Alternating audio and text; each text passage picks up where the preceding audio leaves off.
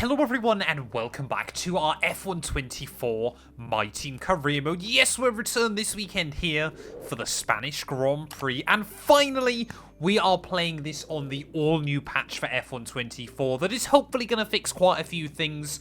Tyre wear, AI having no issues or problems ever, so maybe now we're going to see a few more safety cars and reliability issues within this series. Of course, if you're new around here, please do make sure you leave a like, get yourself subscribed to the channel as well. And I just want to say quickly a massive thank you to all of you that gave me the feedback yesterday on whether we should keep a Yumo Wasa with the team ready for our second season. You guys really do want us to try and keep him around, so we're going to make a big effort and a big push on spending some of our money on trying to improve, sort of his skill ceiling within the team as well there. So we're going to bring in quite a few upgrades to the fitness center, analysis suite, and pit equipment. Of course, we also need to make sure that we keep the money ready for his contract renewal in a couple of races' time. But of course, yeah, if you're new around here, please do make sure to leave a like, get yourself subscribed as well to the channel. We are trying to close in on 3,000 subs at the moment. We've got a couple of upgrades coming in.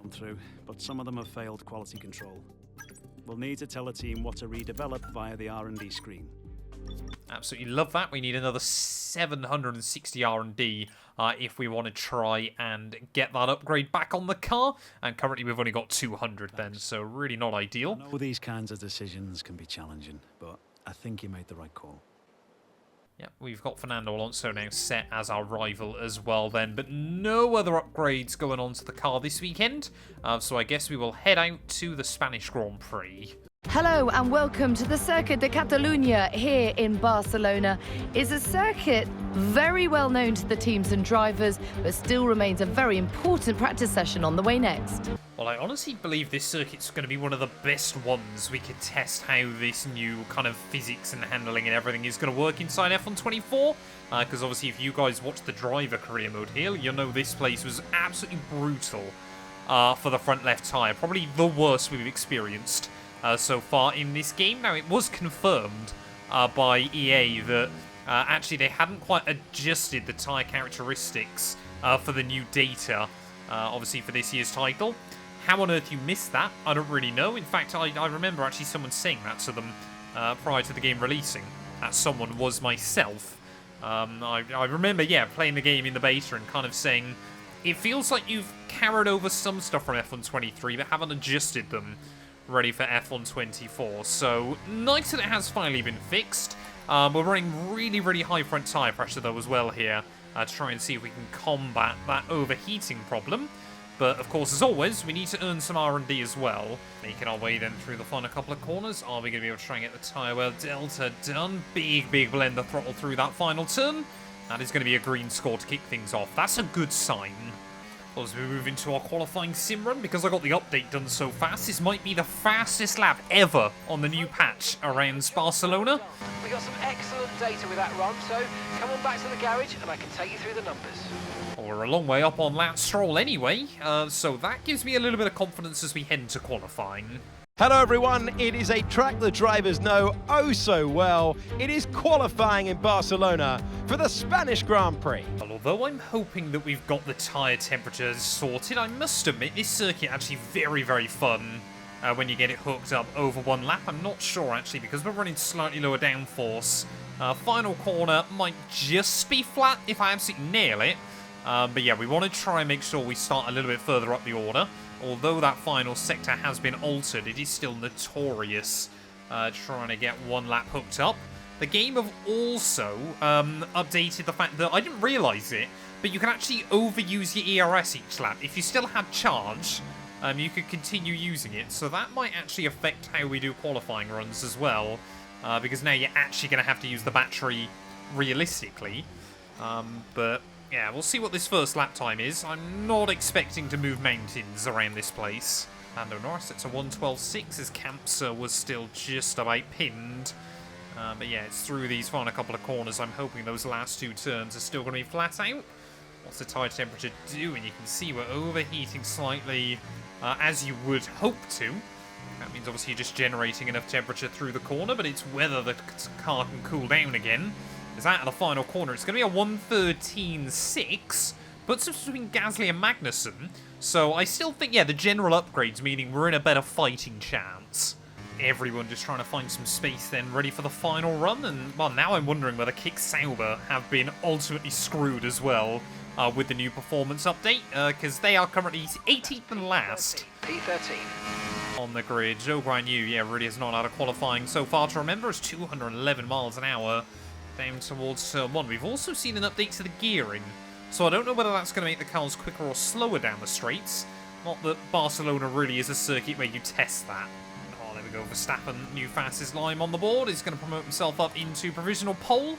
Are we going to see anyone else, though, able to improve, as we are 600ths up on Pierre Gasly? Wonder, yeah, Williams as well. This isn't meant to be a strong track for them. How are they going to get on here as we round our way through the final couple of corners? Trying to just make sure we got enough battery for the end of the lap. We are getting relegated down the order quite dramatically.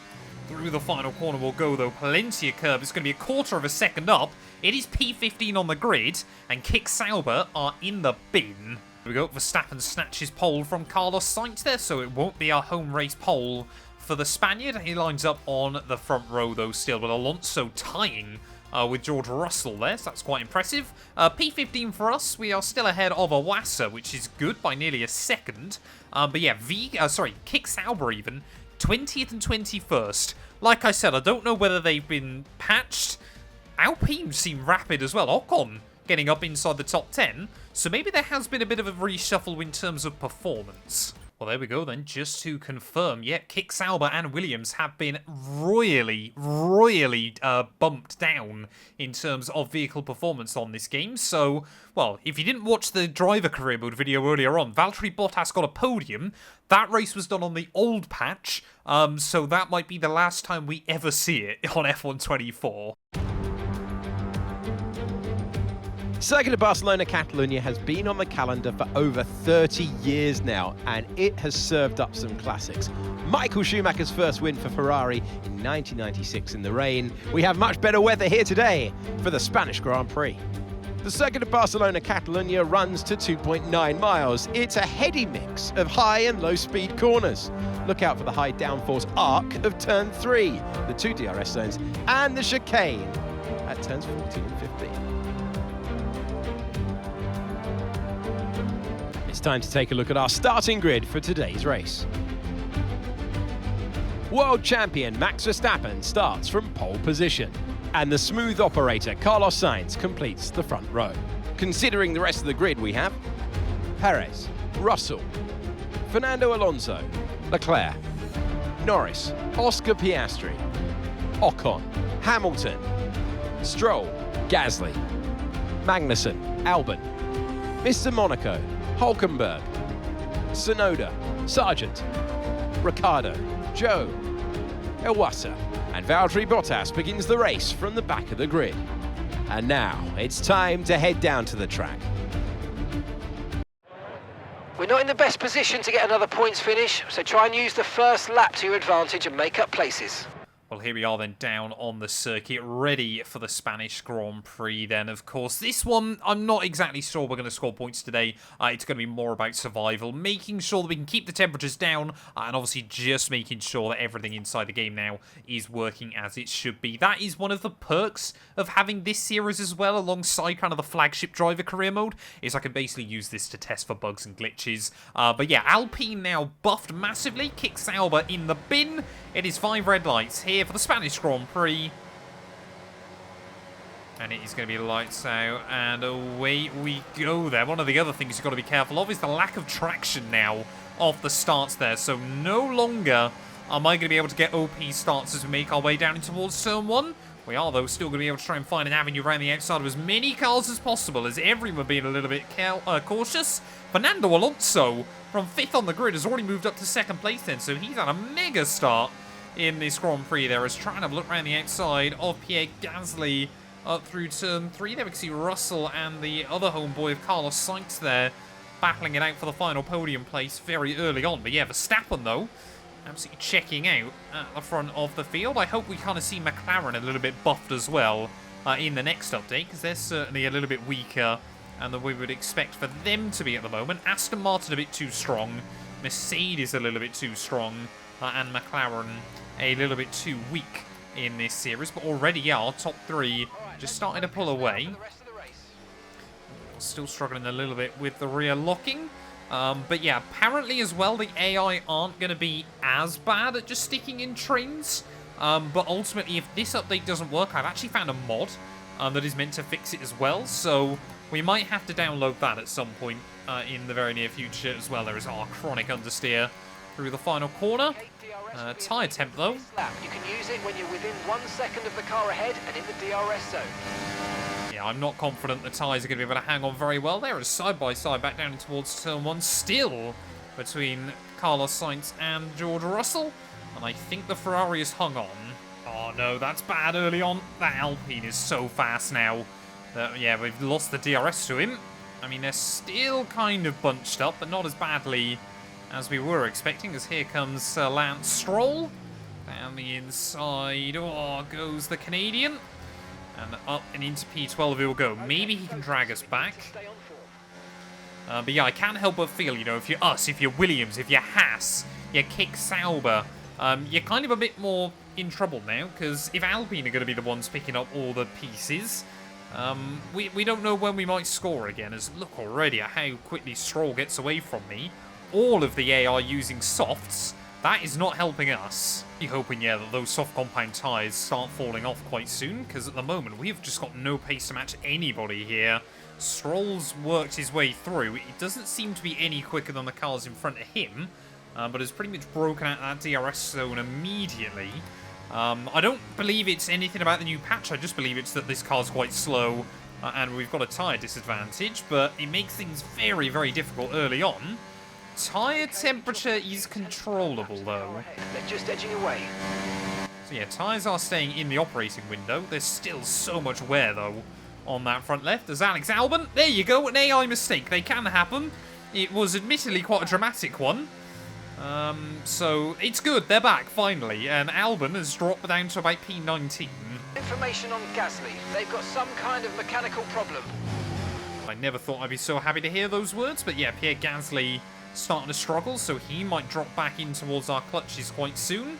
Alpine, they might have a quicker car, but doesn't mean they're any more reliable. Well, the problem we've definitely got as well from running these high tyre pressures is that, yeah, through these final couple of corners, it just feels like we've got absolutely nothing at all there. Stroll will make a move then on Pierre Gasly.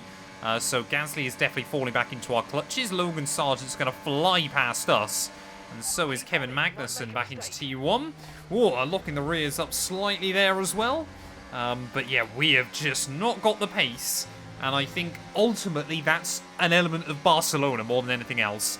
Does not suit this car. And does not suit me. Magnussen surely is going to line up a move on Logan Sargent. 5/10 a lap, 5/10.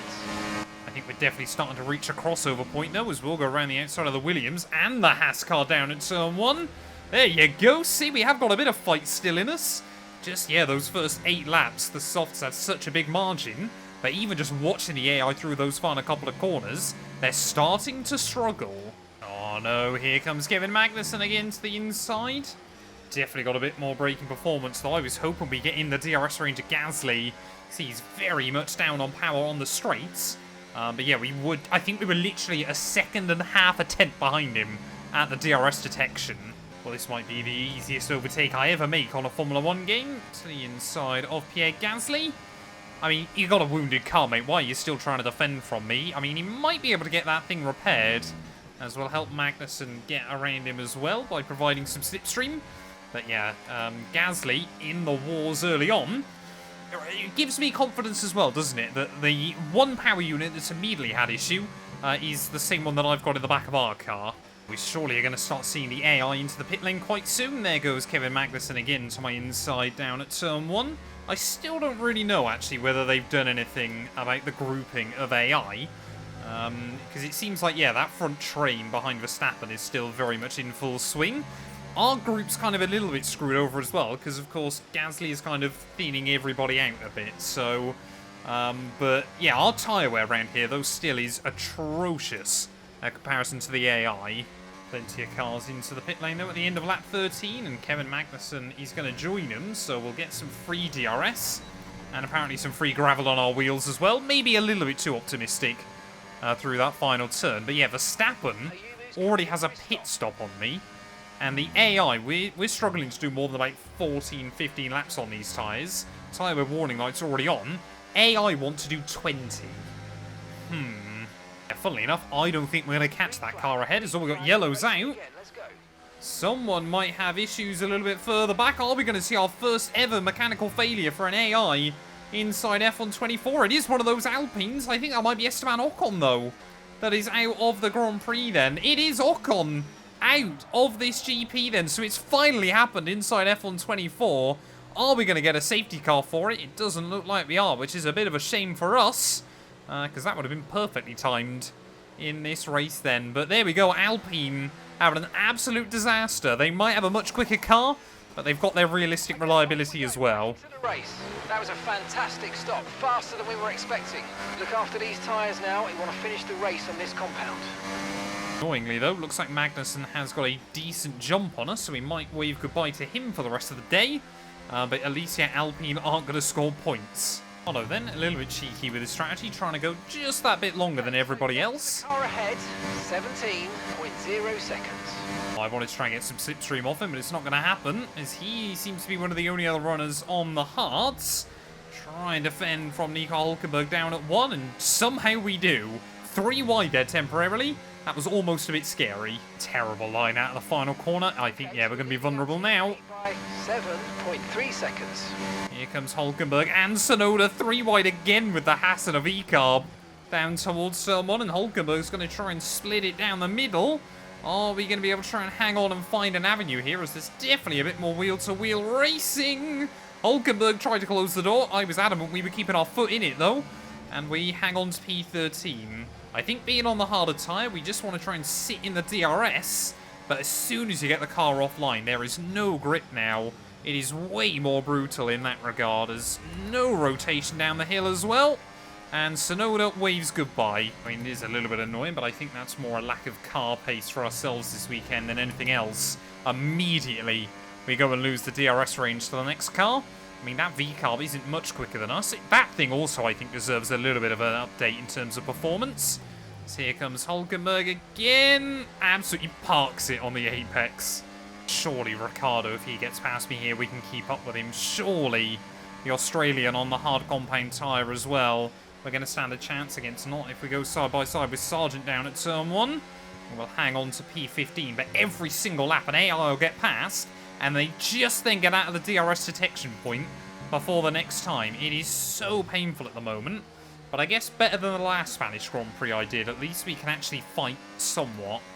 Well, we are desperately trying to hang on to the DRS of Daniel Ricciardo here as we cross 2/3 distance. The only other thing I'm worried about is that Max Verstappen might actually end up lapping us before the end of this Grand Prix as well. That Red Bull is absolutely rapid here. If anything, I reckon they made him more OP. There was, we got another mechanical failure, I think. Have we? No. I thought a kick Sauber was breaking down. Well, looking back in hindsight, I do think, yeah, maybe Barcelona was quite a difficult track to come back to with the new update, to kind of work out how everything's working on this game. Simply put, yeah, we just don't have the pace around here. The car's not that great either. I knew this was always going to be a tough circuit for us, as Logan Sargent now will make the move as we've dropped out of the range of Danny Rick. Come on, you can win that place back. I'm not so sure I can, Mark. Yeah, I mean, it definitely seems like, though, the backmarker AI, their performance has been tweaked. So I think now it is definitely Alpine, then Hassan V-Carb quite close together. Then Williams, Kick Sauber, and ourselves all fighting for scraps. We might genuinely not score points again this season.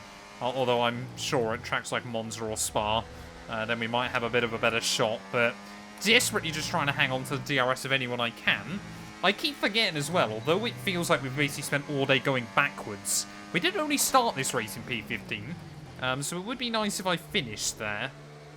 To the outside we go. So yeah, we've definitely got pace to fight with that Williams towards the end of the Grand Prix. We got more yellows out. Sergio Perez now out of the Grand Prix with just a handful of laps to go. It's the Mexican who is going to lose out in a big, big way here in Barcelona. You kind of feel it's harsh on anybody with the first new patch to bring out so many reliability issues. But again, no safety car. Let's see where that stricken Red Bull has been abandoned. So yeah, you just have to pull off in the gravel trap. Yeah, I don't know whether obviously they've just broken down in places that wouldn't give us a safety car, but yeah, still no return of that. We've got more yellows, not another one.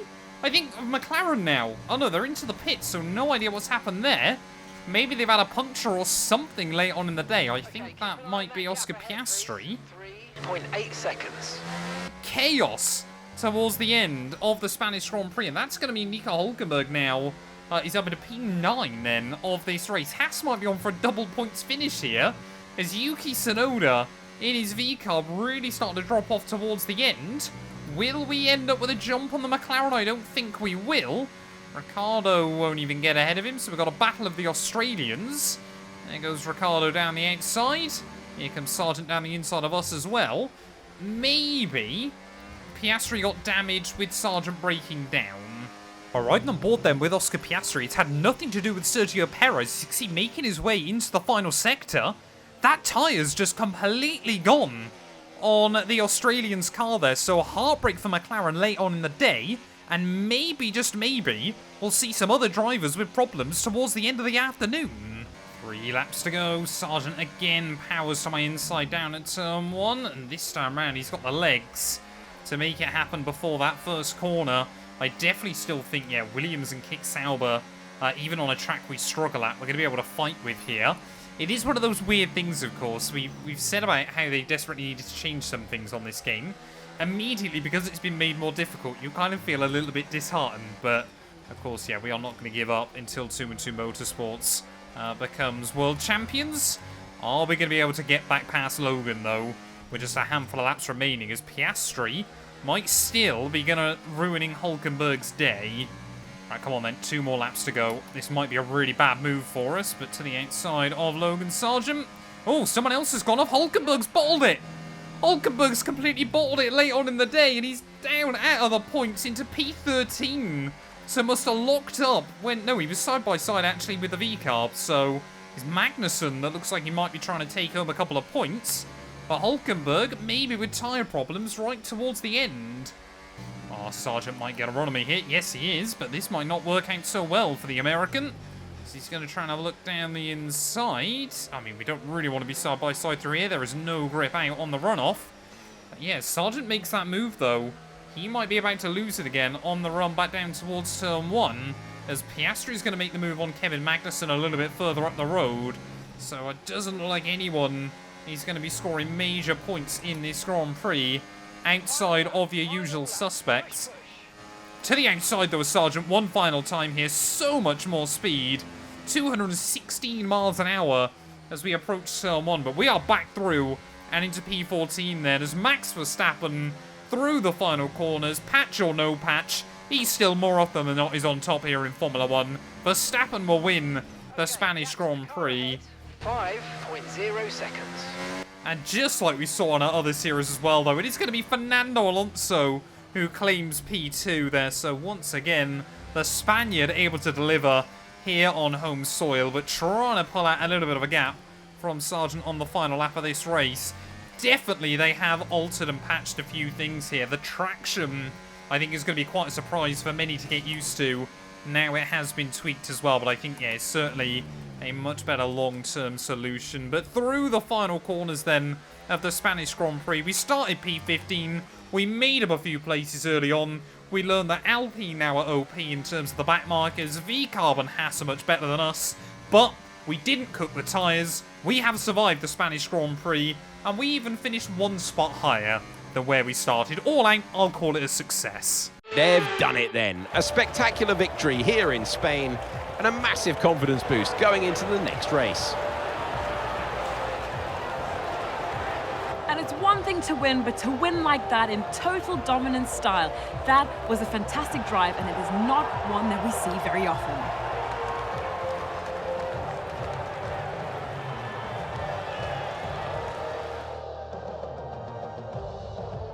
The drivers are en route to the podium as we speak. What a fantastic win for the Red Bull team. They've performed exceptionally today, keeping us firmly on the edge of our seats throughout the entirety of the race. Congratulations to everyone at the team.